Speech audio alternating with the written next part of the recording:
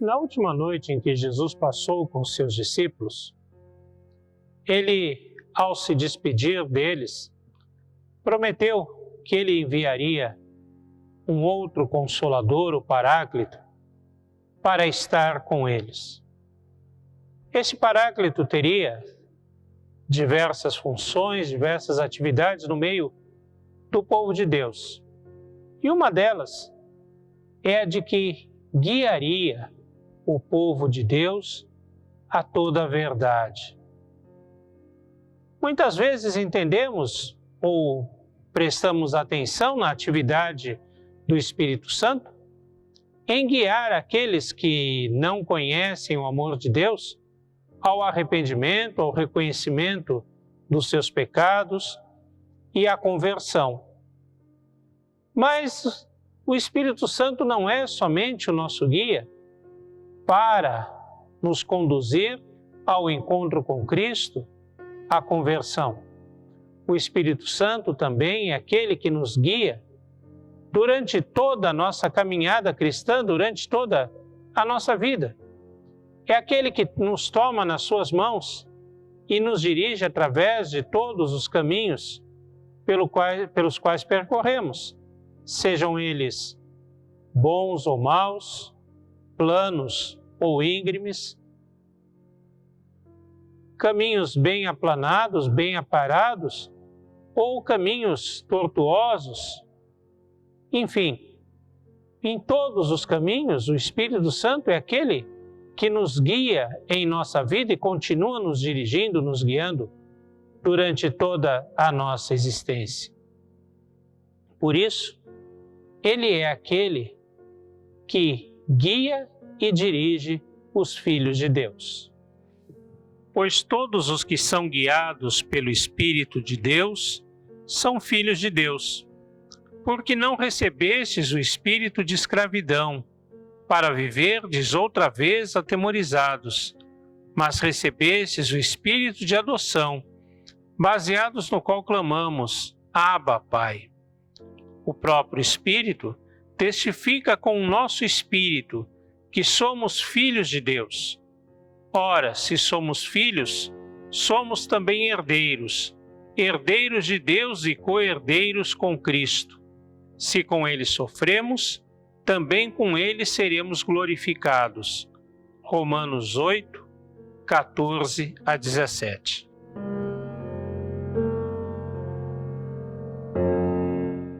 Uma das coisas certas nessa vida é a de que passamos por momentos de incerteza.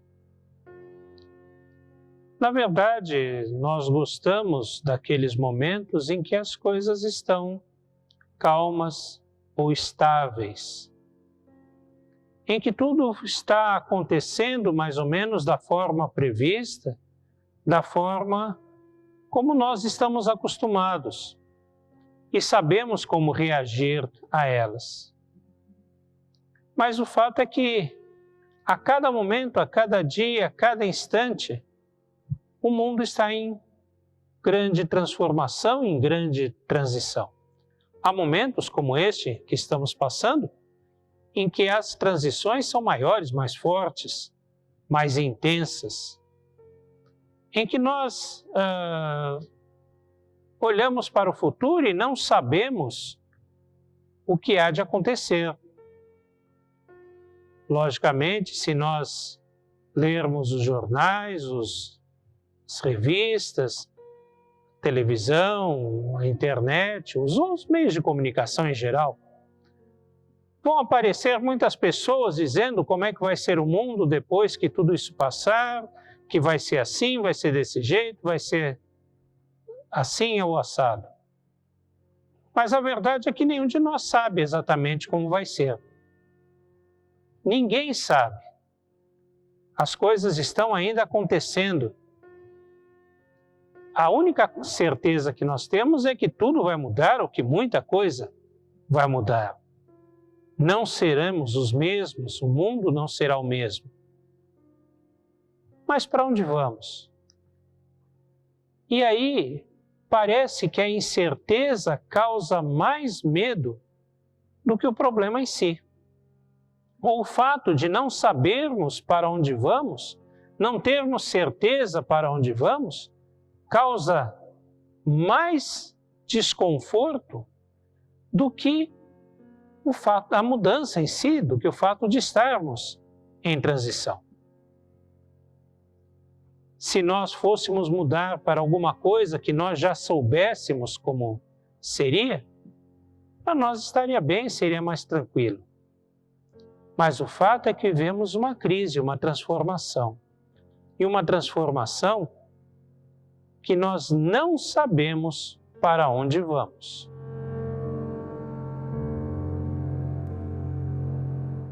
Uma das experiências mais terríveis, e pela qual eu, graças a Deus, nunca passei, certamente é a de enfrentar uma tempestade no mar. Agora imaginemos enfrentar a tempestade no mar num pequeno barco de madeira, à noite. E vamos pensar ainda numa situação ainda pior.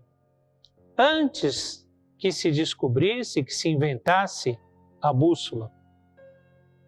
Como seria terrível simplesmente ter a luz das estrelas tapando ou sendo tapadas pelas nuvens escuras e não tendo mais os referenciais que serviam de norte, que serviam de direção para que se soubesse por onde navegar. Como seria terrível estar perdido à noite em meio ao mar, em meio às ondas, sem saber para que direção se estava indo. Muitas pessoas podem estar se sentindo assim ou se sentem assim em muitos momentos. Pois é necessário para todos nós sempre termos algo que nos guie, algo que seja a nossa direção.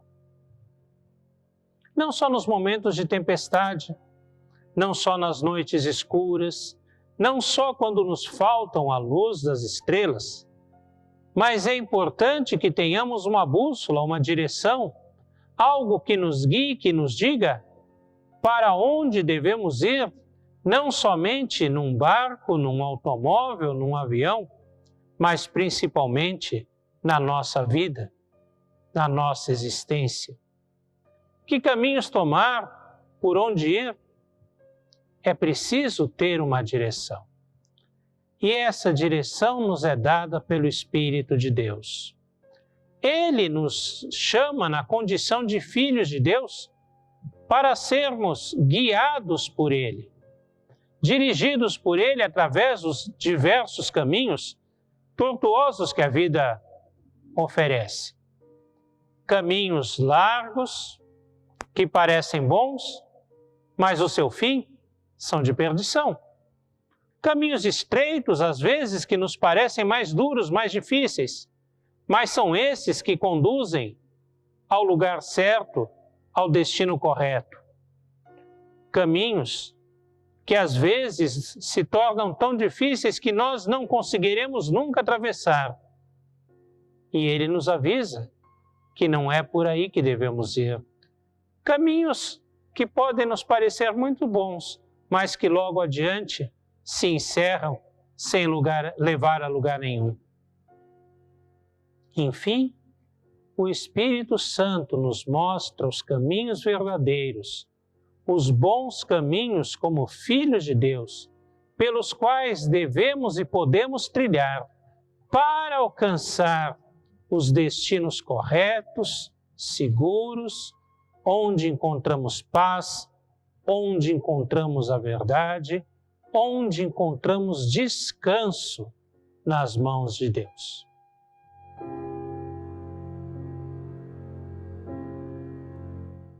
Quando se fala de se deixar guiar pelo Espírito de Deus, muitas pessoas colocam restrições, muitas pessoas não gostam muito de ouvir isso, porque tem uma imagem distorcida de Deus. Pensam num Deus que é tão poderoso, mas que usa o seu poder como um déspota, como alguém que é vaidoso, como um dos reis humanos que usa do seu poder somente para a satisfação dos seus caprichos, dos seus gostos. Pensam, por exemplo, num Deus que quer que as pessoas estejam simplesmente fazendo aquilo que Ele quer, como um capricho, como algo que não traz benefício nenhum para as pessoas, somente sofrimento, dor, mas que não tem finalidade nenhuma, não tem motivo nenhum, não tem resultado bom nenhum. É simplesmente para fazer aquilo que Deus quer. Deus quer porque Deus quer. E simplesmente as pessoas precisam obedecer ou deveriam obedecer por obedecer, mesmo que isso lhes cause somente sofrimento, somente dor, somente aflição. Deus tem uma lei pesada, uma carga pesada, que não é bom, que não é gostoso, que não é atrativo seguir essas leis. Deus tem os seus caprichos e nós vivemos para satisfazer os caprichos de Deus. Pensam essas pessoas do Senhor. Pensam às vezes até que Deus castiga as pessoas pelo simples prazer de castigar, de retribuir o mal com o mal, ou acham que Deus é alguém que está simplesmente vigiando, olhando as pessoas que estão aqui e a qualquer erro, qualquer desvio, qualquer pecado, envia suas pragas, envia o seu sofrimento, envia a sua peste, envia o que for de mal sobre aquela pessoa, simplesmente como castigo pelo erro, pelo mal que ela tenha cometido. Essa é uma visão completamente distorcida de Deus. Não é o Deus da Bíblia, não é o Deus do Antigo, não é o Deus do Novo Testamento. O Deus do Antigo e o Deus do Novo Testamento é um Deus de amor, um Deus de compaixão, um Deus que busca o ser humano, mesmo pecador, um Deus que chama um povo para ser luz do mundo, luz para os gentios, um Deus que chama outras pessoas para serem sal da terra, um Deus que entrega o que é mais precioso para Ele, que é o seu próprio Filho, para morrer na cruz do Calvário, para resgatar as pessoas, para resgatar o mundo pecador, o mundo que o rejeitou. Esse Deus é um Deus de amor, não um Deus caprichoso, um Deus vaidoso, um Deus tirano, que simplesmente use o seu poder contra o ser humano. Não. O Deus da Bíblia é um Deus de graça, de misericórdia, de bondade, que não age como um déspota.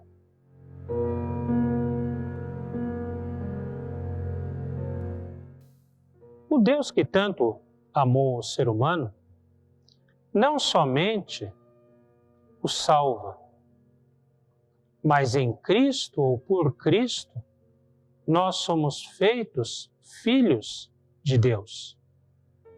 Todos os que creem são feitos filhos adotivos de Deus.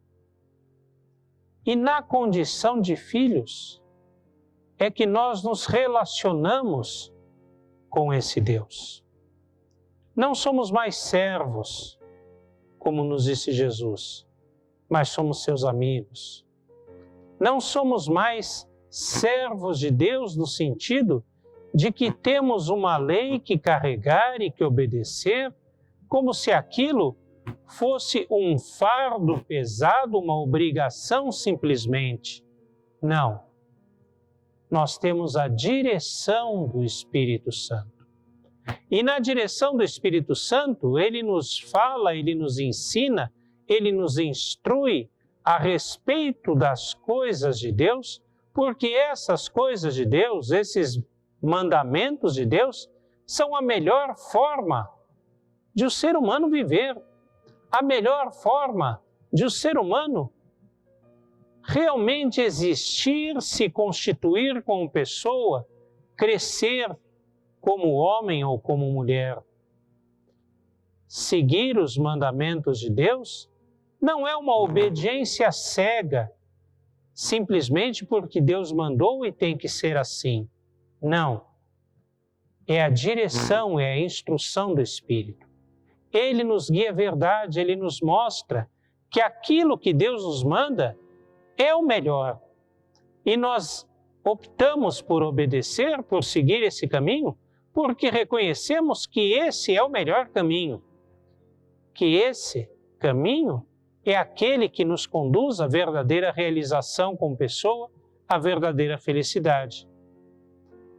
Não temos que simplesmente obedecer irracionalmente a mandamentos de Deus, porque Deus disse assim. Não.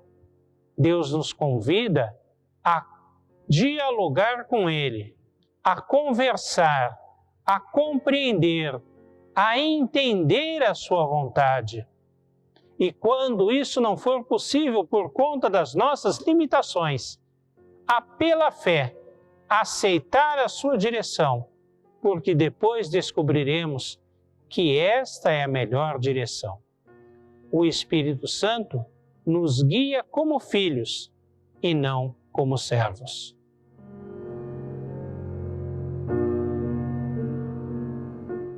Mas se Deus é fonte de amor, de graça, de misericórdia, se os seus caminhos são os melhores caminhos, se a sua vontade é a nossa realização, a nossa felicidade,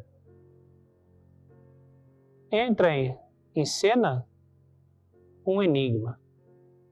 Por que sofremos? Por que Deus permite que nós soframos?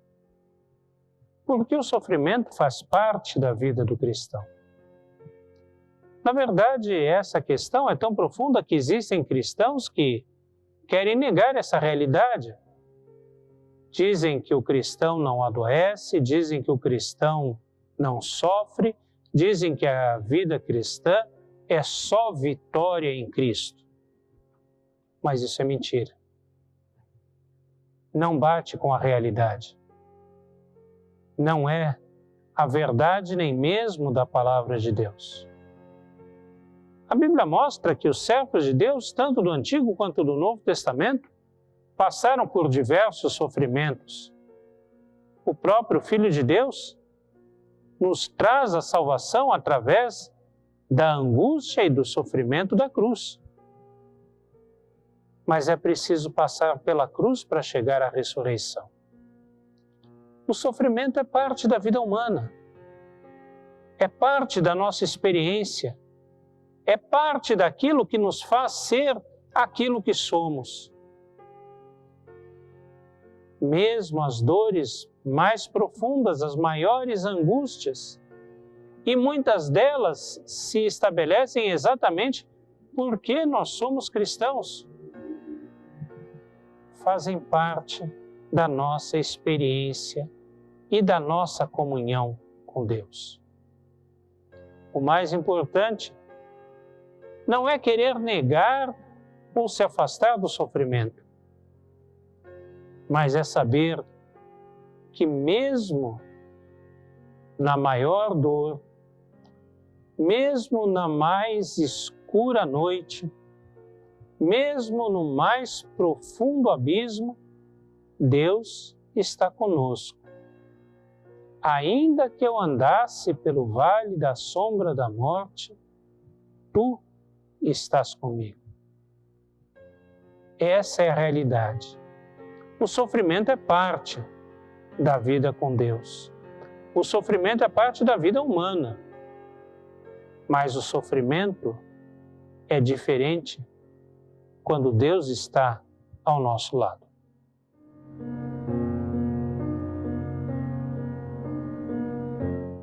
Se o sofrimento faz parte da vida humana e da vida cristã, o sofrimento não é a totalidade da vida cristã e nem mesmo o objetivo da vida cristã.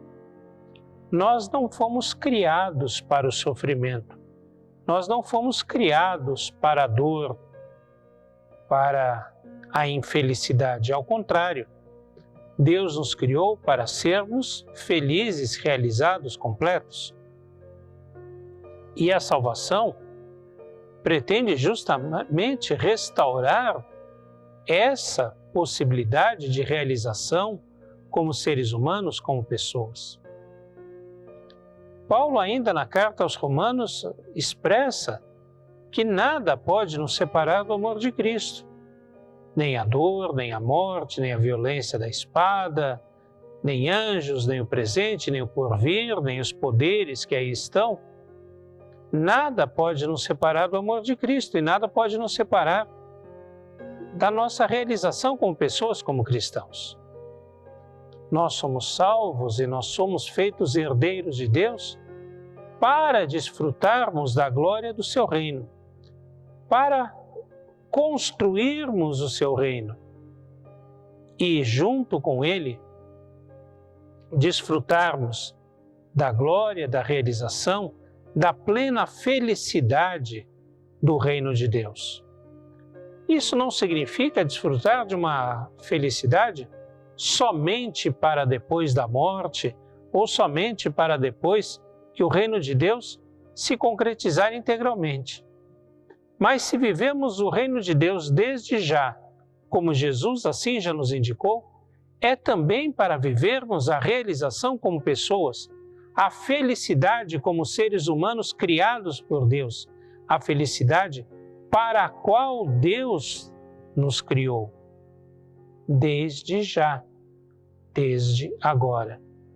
A felicidade que vence o sofrimento, a felicidade que vai além da dor, a felicidade que sabe que passamos no mundo por aflições, mas que vencemos o mundo e as suas aflições e nos constituímos em herdeiros, herdeiros da felicidade do reino de Deus.